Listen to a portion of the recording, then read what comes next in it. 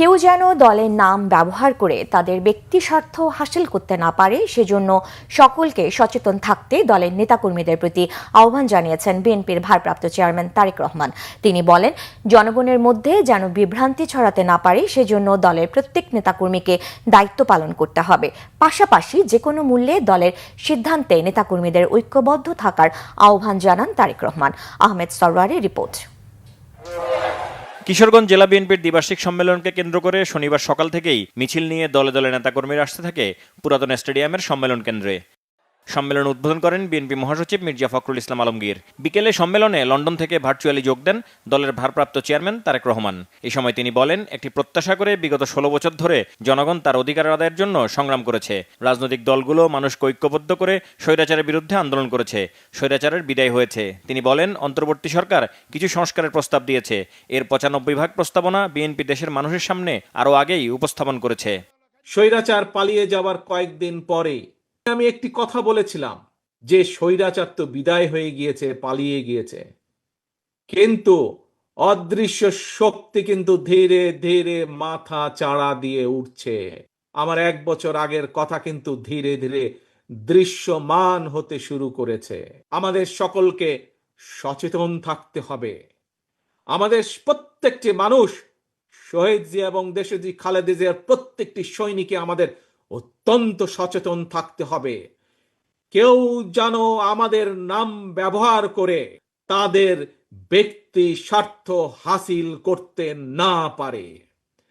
কেউ যেন আমাদের নাম ব্যবহার করে জনগণের মধ্যে আমাদের সম্পর্কে বিভ্রান্তি ছড়াতে না পারে।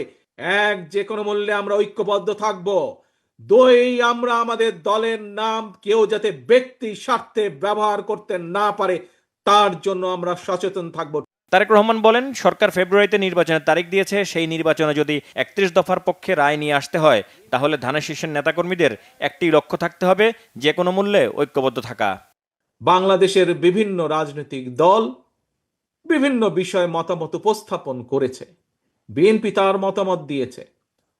হ্যাঁ, কোনো কোনো বিষয় হয়তো অন্য অন্য কারোর সাথে আমাদের মত পার্থক্য আছে, কিন্তু বাংলাদেশের মানুষের রাজনৈতিক অধিকার, ভোটের অধিকার এবং বাংলাদেশের মানুষের নিরাপত্তা এবং কর্মসংস্থানের ব্যবস্থা করে মানুষের বেঁচে থাকার অধিকারের প্রশ্নে বিএনপির কারো সাথে কোনো আপত্তি নেই, দ্বিমত নেই। অর্থাৎ বিএনপি এই কাজগুলো করতে চায়। এই কাজগুলোকে যদি আমাদের সম্পাদন করতে হয়, তাহলে অবশ্যই জনগণের রায়,